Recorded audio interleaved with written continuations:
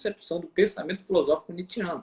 Ele vai dizer que as pessoas deixam de buscar soluções na vida imanente, na esfera imanente da vida aqui, para ficar depositando esperanças em além-mundos. Há mundos transcendentes, há mundos ideais. Por isso que Nietzsche foi um ferrenho adversário de toda a galera lá do platonismo, do socratismo, do aristotelismo e seus derivados. Nietzsche desce o cacete nesses caras e vai dizer, olha, todos vocês aí, pegando de Sócrates até Kant, todos vocês são trabalhadores da filosofia, toupeiras. Está entendendo? Todos vocês basearam o seu pensamento na verdade platônica. Por isso, William, que o Nietzsche vai dizer o cristianismo e Nietzsche está dizendo, é Nietzsche que está falando, o cristianismo é um platonismo para o povo. Por quê? Porque pega a ideia de mundo ideal e transforma em paraíso. E para o religioso, para o fanático religioso e fundamentalista, ele acredita que a única vida é livre de sofrimento, o único momento que ele vai ter possibilidade de se libertar desse corpo de agonia, desse corpo pecaminoso, que o Nietzsche vai dizer que a vontade de potência é quando ele se libertar, né, da carne pelos seus ideais ascéticos e ascender para essa vida num paraíso um dia.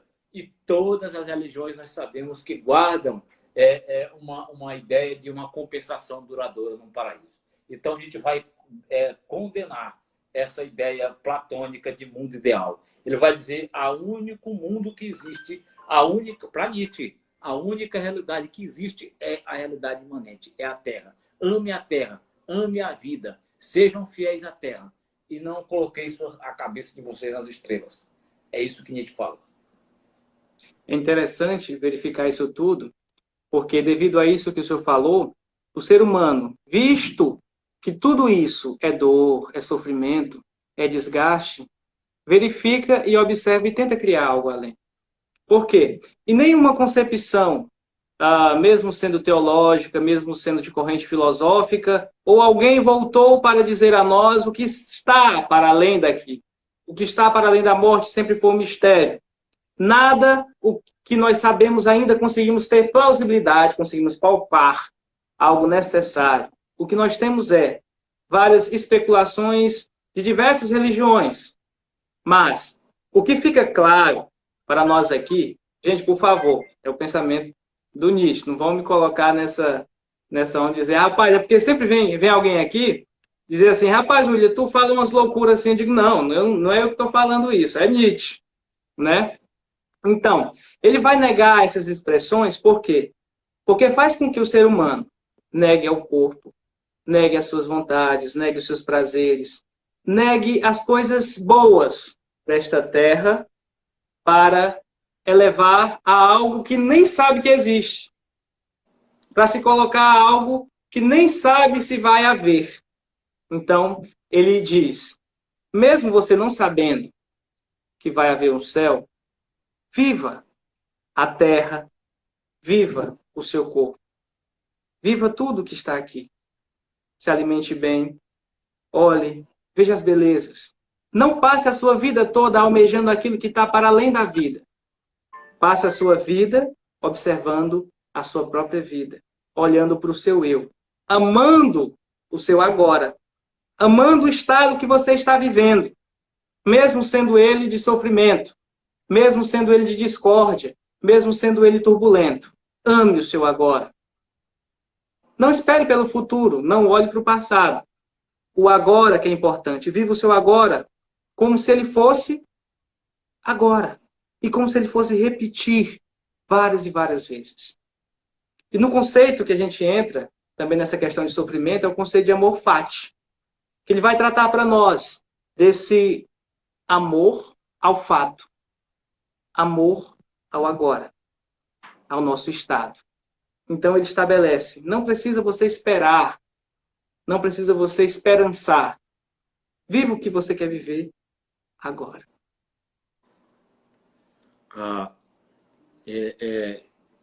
Eu esqueci, pessoal, de frisar também a questão que tu falou agora.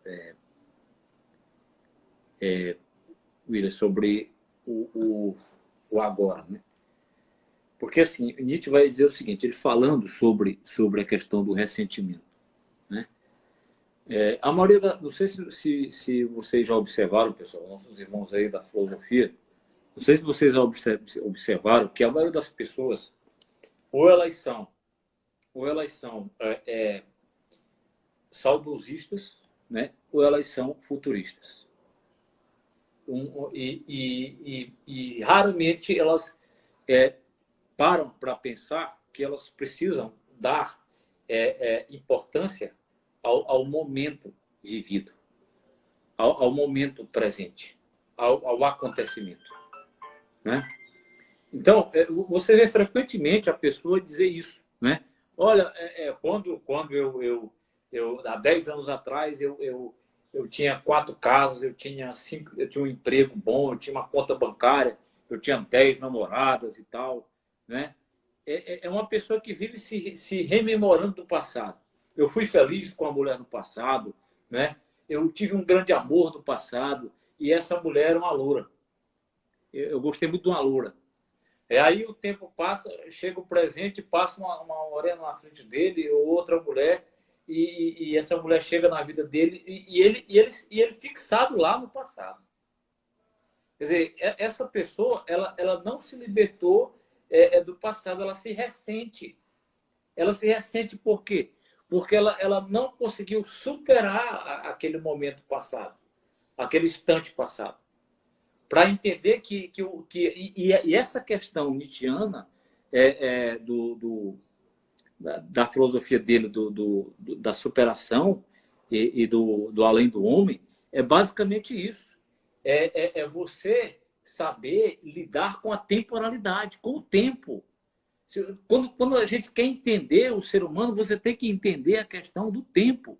É o tempo que você... O que é o ser? O ser é o tempo. O ser está relacionado com o tempo. Eu era isso, eu fui feliz no passado. Quer dizer, ele se ressente, ele compromete totalmente a sua vida presente, também o seu futuro. Porque o futuro é um ainda não e o presente daqui a pouco vai ser um passado. Quer dizer, em vez William e meus irmãos aí da filosofia, a pessoa, em vez da pessoa se fixar no presente, viver com intensidade no presente, dar peso ao presente, ao momento vivido, ele ou é saudosista ou ele é futurista. Ao dizer que no futuro tudo vai melhorar, no futuro, o Brasil é o pai do futuro, no futuro eu vou estudar, no futuro eu vou ser médico, no futuro eu vou alcançar, eu vou evoluir, e não faz nada no presente, só o que ele tem é o presente. Então, Nietzsche ele vai dizer que a pessoa ela vive sem dar peso ao momento vivido, sem dar intensidade para o momento vivido. E o Nietzsche é o filósofo da vida, meus amigos. E o que é a vida para Nietzsche? A vida para Nietzsche é vontade de potência. Vida é vontade de potência.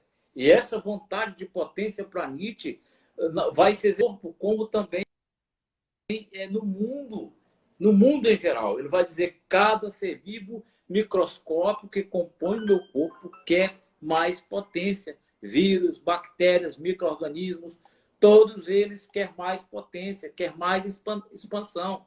Tanto as forças ativas quanto as forças reativas. Elas querem mais potência, elas querem mais força. O que está havendo no mundo hoje? Vontade de potência, vontade de poder. Um que manda e que outro obedece. Um que domina e outro que é dominado.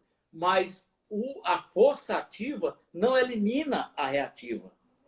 Porque Nietzsche vai dizer isso. Porque os ativos precisam dos reativos. Porque o ativo para Nietzsche é aquele que cria. Quem é o reativo? É aquele que reage. Por exemplo, a gente está fazendo essa live hoje, meus irmãos da filosofia. E tem muita gente reagindo no que a gente está dizendo, porque é os reativos. Nós somos ativos porque estamos fazendo a live. Quem é reativo? Está reagindo. Reagindo ao que se diz. Certo? E isso é aquilo que Nietzsche diz. É aquele que cria. É aquele que faz da vida uma obra de arte. é aquele que transforma a própria vida na obra de arte. Agora, quando Nietzsche vai falar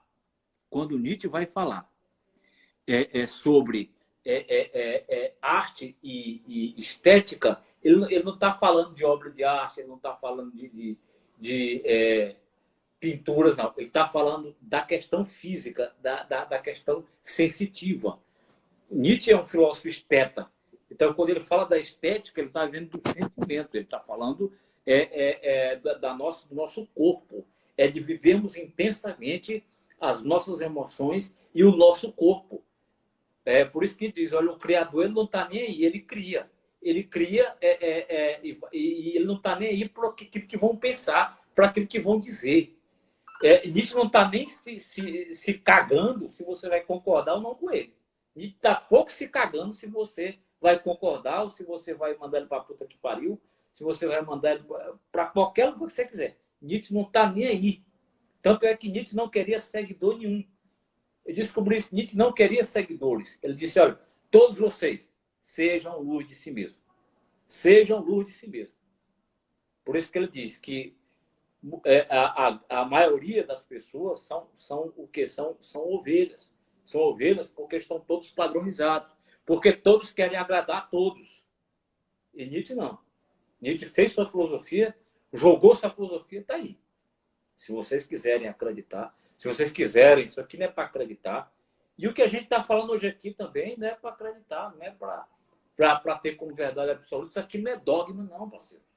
Por isso que eu digo, a gente aqui entra e baixa a bola e diz o seguinte, olha, nós estamos aqui hoje, a gente não é nada, cara, no meio da filosofia nietzschiana.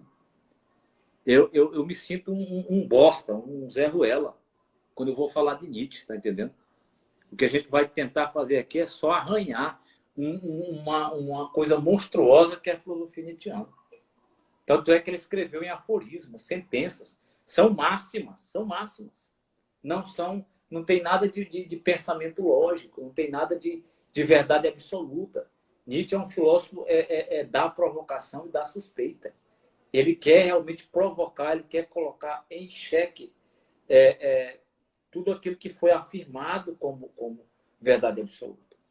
Basicamente Exatamente. isso.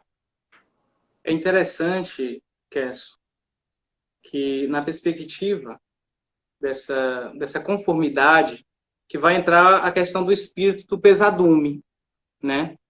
Que é aquilo que coloca o homem o medo, que estabelece nele a impossibilidade de ação. O senhor falou aí do ativo e do reativo. Essa interação, essa força do ativo que age, do reativo que reage ao ativo. Podemos dizer, quem é uma pessoa ativa? Quem é o ativo em qualquer história? Muitas vezes é o senhor, que está dando aula lá no IFMA, aí fala, sobe na mesa, faz aquele negócio todo, aquela brincadeira e tudo mais, e vai explicando, e diz que Deus está morto, aquela coisa toda. E aí bate uma senhorinha lá na sua porta, a supervisora. Ou às vezes é a professora da outra classe. E bate na sua porta e diz, professor Kesso, por favor, tá barulho. Tá complicado aqui dar aula do outro lado, porque o senhor está fazendo muito barulho aqui na sua aula. A partir desse momento, você perde a sua potência. Porque chegou alguém reativo e retirou a sua atividade.